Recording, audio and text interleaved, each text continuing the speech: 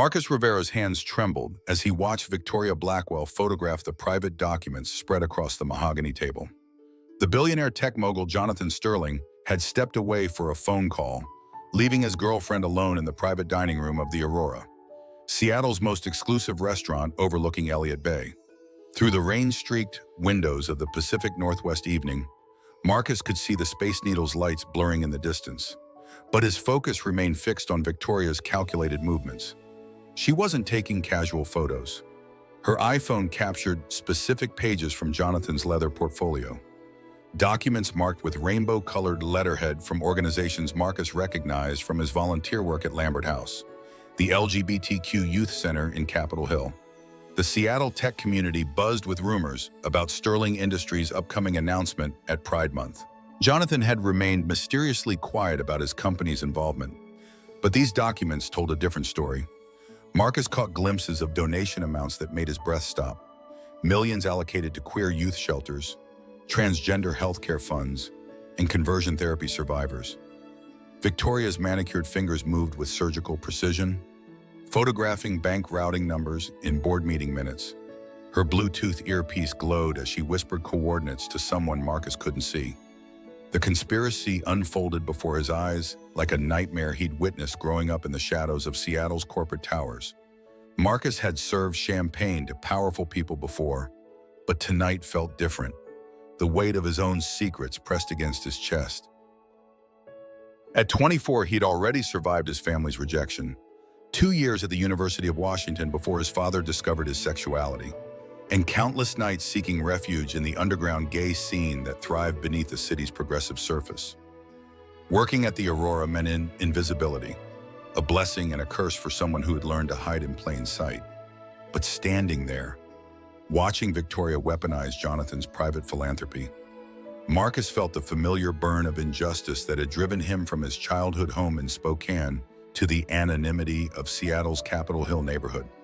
The documents revealed more than charitable giving. Board member communications discussing Jonathan's personal life, strategies to undermine his leadership, whispered concerns about his unmarried status and lack of female companions. The homophobic undertones were subtle but unmistakable to someone who'd learned to read between the lines of corporate discrimination.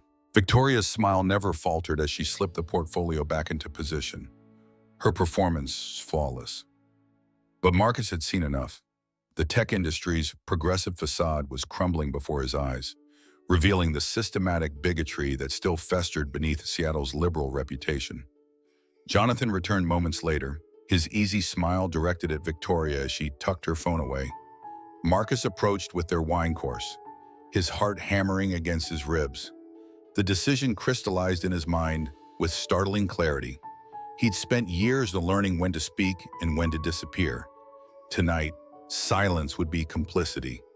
As he set down the glasses, Marcus leaned close to Jonathan's ear and whispered the words that would change both their lives forever. The truth had a weight all its own. Sometimes courage arrives not as a roar, but as a whisper spoken in the right moment to the right person. Don't miss the rest of Marcus's incredible journey on Heart Stories, where every voice matters. The silence stretched between them like a live wire, dangerous and electric. Jonathan's gray eyes met Marcus's brown ones for a heartbeat before shifting to Victoria, who had frozen mid-sip of her Chateau Margaux. Marcus straightened, forcing his voice to remain steady despite the earthquake in his chest. I saw her photographing documents from your portfolio while you were on your call, the LGBT Foundation paperwork and board communications. Victoria's wine glass hit the table harder than intended, the crystal ringing like a funeral bell across the private dining room. Her perfectly composed mask slipped for just an instant, revealing something cold and calculating beneath. Excuse me, Victoria's voice carried the sharp edge of privilege, cornered. Did this waiter just accuse me of something? But Jonathan hadn't moved. His gaze remained fixed on Marcus, reading the truth written in every line of the young man's face. In the tech world, Jonathan had built his fortune on recognizing authentic versus artificial intelligence. Right now, he was seeing pure authenticity. What else did you see? Jonathan's question was quiet, directed only at Marcus. She was coordinating with someone through her earpiece, sharing information about your Pride Month announcement and the financial details of your LGBTQ charitable donations. Victoria stood abruptly, her chair scraping against the polished hardwood floor. The sound echoed through the Aurora's intimate space like a declaration of war. "This is absolutely ridiculous. I'm calling security to have this delusional employee removed immediately." Her hand moved toward her purse, but Jonathan's voice stopped her cold. "Sit down, Victoria." The authority in those 3 words revealed the steel beneath Jonathan's usually gentle demeanor. This was the voice that commanded boardrooms and built technology empires from Seattle coffee shops. Victoria's eyes blazed with fury, but she remained standing. "Jonathan, you can't possibly believe some minimum wage server over me. This is exactly the kind of paranoid thinking that's been affecting your judgment lately." Marcus felt the familiar weight of being caught between powerful people. His existence suddenly reduced to a liability they'd rather eliminate. He'd experienced this dynamic growing up gay in a conservative family. Then again when his sexuality became known at university. But something was different tonight. Jonathan wasn't dismissing him.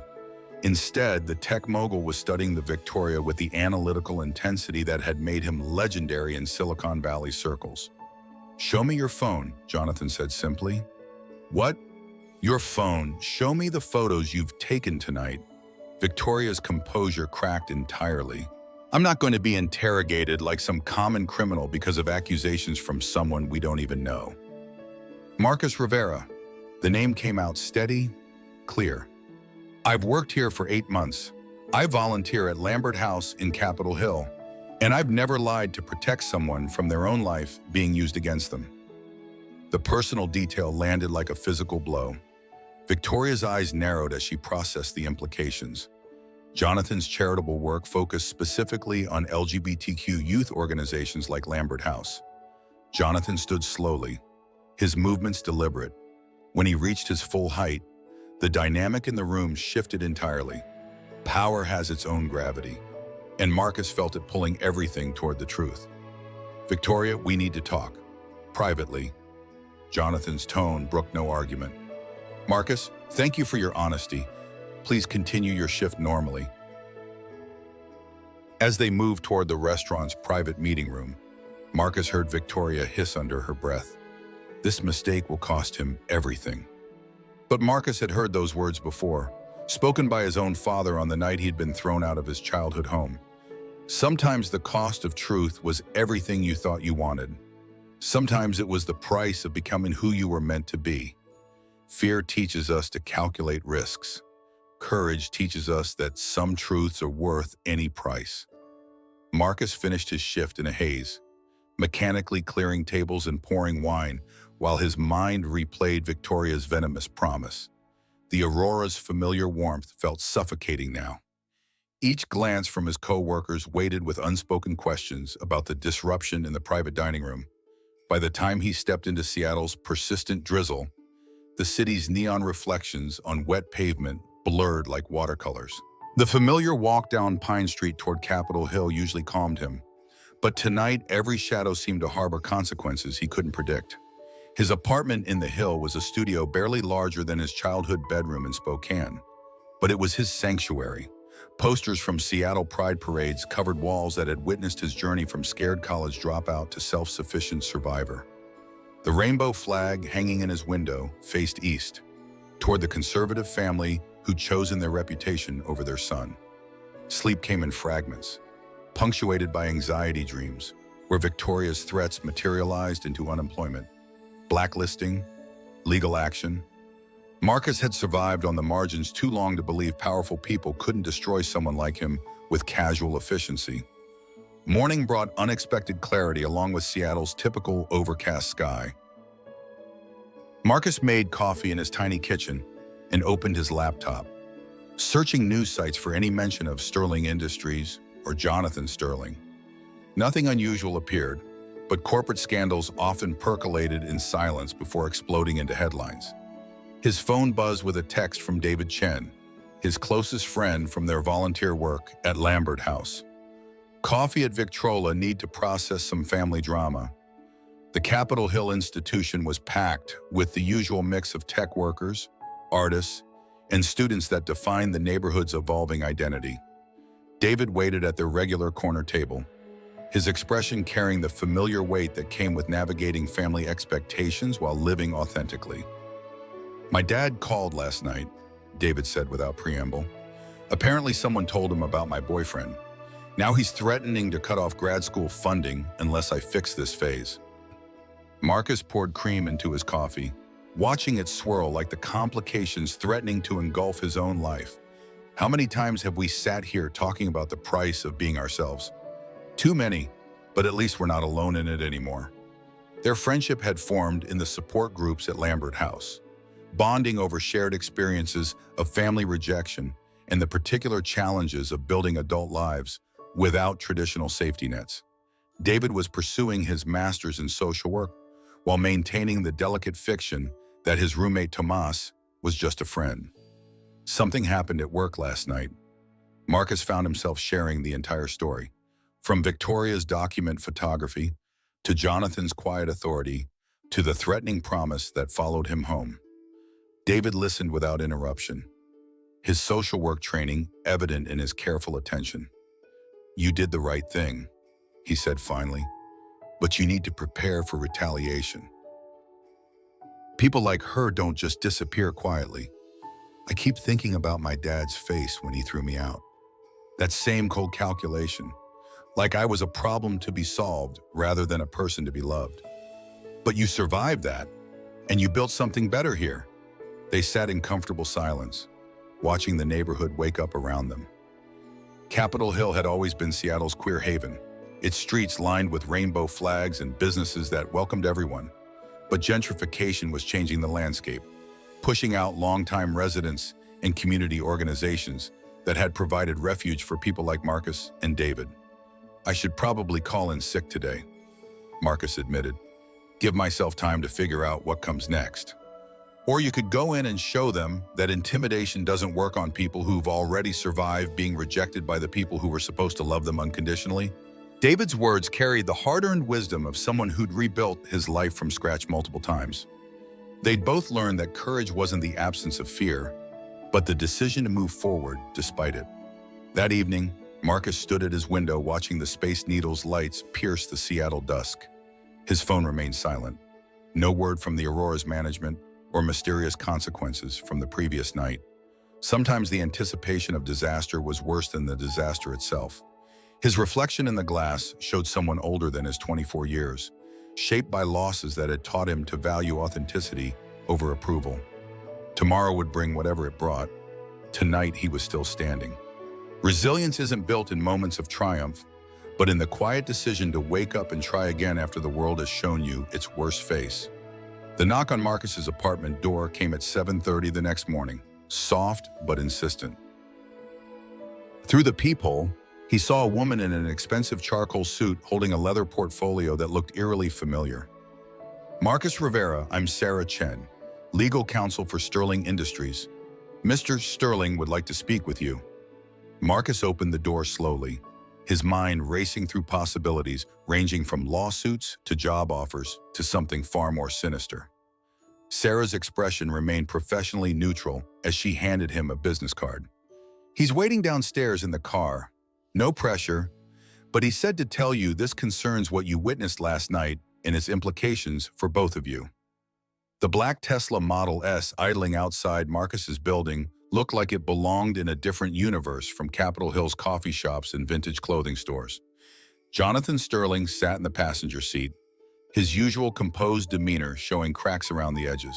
Marcus slid into the back seat, hyper-aware of the vehicle's silent engine and the way money insulated its occupants from the city's morning chaos.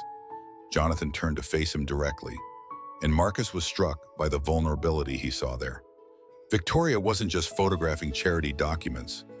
Jonathan began without preamble.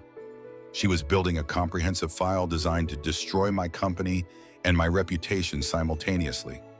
Sarah opened her portfolio, revealing printed emails, text message screenshots, and what appeared to be coordinated strategy documents. We've been investigating irregularities in board communications for weeks. Your intervention last night gave us the missing piece. The evidence painted a picture of systematic corporate sabotage disguised as concern for company direction. Victoria had been feeding information to a coalition of board members and investors who viewed Jonathan's LGBTQ philanthropy as both a financial drain and a reputational liability. They've been planning to force me out using a morality clause buried in the company's founding documents, Jonathan explained. The irony is that the morality they're concerned about is my commitment to basic human equality. Marcus studied the documents, recognizing the coded language that bigots used when they couldn't voice their prejudices directly. References to traditional values and stakeholder concerns masked homophobia that would have been illegal to express openly. "Why are you showing me this?" Marcus asked. Jonathan's smile was rueful. "Because you're the one person in this entire situation who spoke truth without calculating personal advantage. And because what we discovered goes deeper than Victoria's betrayal." Sarah pulled up additional files on her tablet. Sterling Industries' annual Pride sponsorship announcement was scheduled for next week. Victoria's coalition planned to leak your private donations and personal information on the same day, creating maximum damage to both your professional and personal reputation. The calculated cruelty of it took Marcus's breath away. Jonathan's quiet philanthropy would be weaponized against him, his privacy violated, his charitable giving twisted into evidence of unfitness for corporate leadership. "They don't know that we know," Jonathan continued, "which gives us an opportunity to control the narrative instead of reacting to it." "What kind of opportunity?" "I want to go public with everything, the donation amounts, the charitable partnerships, my personal commitment to LGBTQ equality, all of it. But I want to do it right, with community input and genuine impact rather than defensive damage control." Marcus felt something shift in his chest, a recognition that this conversation was changing the trajectory of both their lives. "You're talking about coming out professionally. I'm talking about refusing to let fear make my decisions anymore. I'm 32 years old, and I've spent my entire career calculating how much authenticity I could afford without losing everything I'd built." The parallel to Marcus's own journey was unmistakable. Different circumstances, vastly different resources, but the same fundamental choice between safety and truth.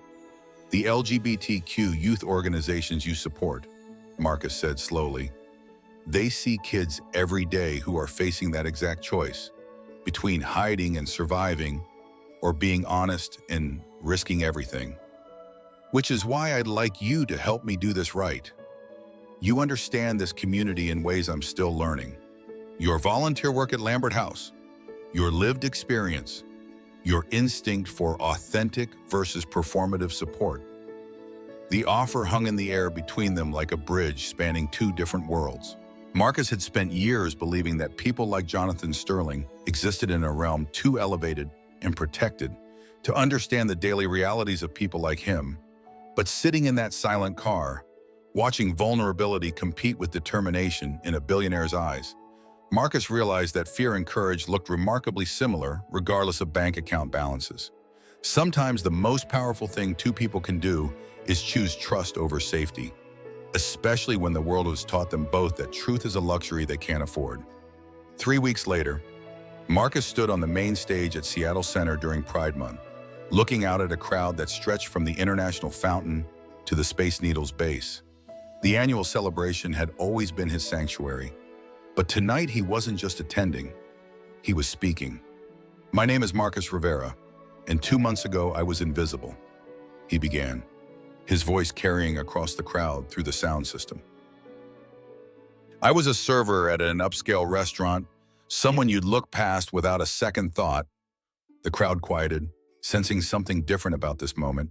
Pride celebrations often featured corporate sponsors and political speeches, but Marcus's words carried the weight of lived experience. "I witnessed something that night that could have destroyed a good man's life and career. Someone was using his private charitable giving to LGBTQ organizations as a weapon against him. They planned to leak his personal donations, his board meeting discussions, anything that proved he genuinely cared about people like us." Behind him, the large screens displayed the Sterling Industries logo alongside photos from the company's new LGBTQ employee resource groups, the expanded health benefits covering gender-affirming care, and the scholarship program for queer youth aging out of foster care. Jonathan stepped forward, his usual corporate attire replaced by a simple button-down shirt and jeans that made him look younger, more accessible. "Marcus saved my company," Jonathan said simply. "But more than that, he saved me from the prison of living in fear. Victoria Blackwell and her allies wanted to use my sexuality against me because they believed it would work. They believed that in 2024, being gay would still be enough to destroy someone's career." The crowd's energy shifted. Understanding they were witnessing something unprecedented, corporate executives didn't typically share personal vulnerabilities at public events. They were counting on shame, on my willingness to hide rather than fight, on the assumption that people like Marcus would stay silent to protect their own precarious positions in a world that barely tolerates their existence. Marcus felt the weight of the moment, remembering the terrified young man who'd been thrown out of his family home for being honest about who he loved. That boy could never have imagined standing here, helping reshape how power and authenticity intersected. The documents Victoria photographed revealed $15 million in charitable commitments to LGBTQ organizations. Marcus continued, money that would have funded housing for homeless queer youth, legal support for transgender individuals facing discrimination, and counseling for conversion therapy survivors. The screens behind them showed the faces of young people who'd benefited from Lambert House programs, their stories testimony to what supportive community could accomplish when adequately funded. But this isn't just about one company's charitable giving, Jonathan added. It's about the systematic way that homophobia still operates in corporate America. Victoria wasn't working alone. She represented a network of board members and investors who view LGBTQ equality as a threat to their traditional power structures. The investigation that followed Marcus's revelation had exposed what authorities were calling the largest corporate discrimination conspiracy in Pacific Northwest history. 7 board members and 12 investors across multiple companies had been coordinating efforts to undermine LGBTQ supportive executives.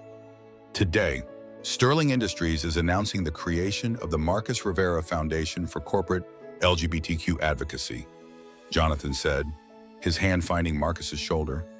Because the person who had the most to lose by speaking up is the same person who understood most clearly what we all had to gain. Marcus felt tears threatening as the crowd erupted in applause. The foundation would provide legal support for LGBTQ employees facing workplace discrimination, fund investigative journalism exposing corporate bigotry, and create mentorship programs connecting established executives with emerging LGBTQ leaders. 6 months ago, I was serving wine to people who looked right through me, Marcus said as the applause faded. Tonight, I'm standing here because someone taught me that my voice matters, that truth spoken at the right moment can change everything. Jonathan stepped closer to the microphone. And Marcus taught me that authenticity isn't something you can afford when you're successful enough. It's something you practice every day, especially when it's difficult. The celebration continued around them as they stepped off the stage.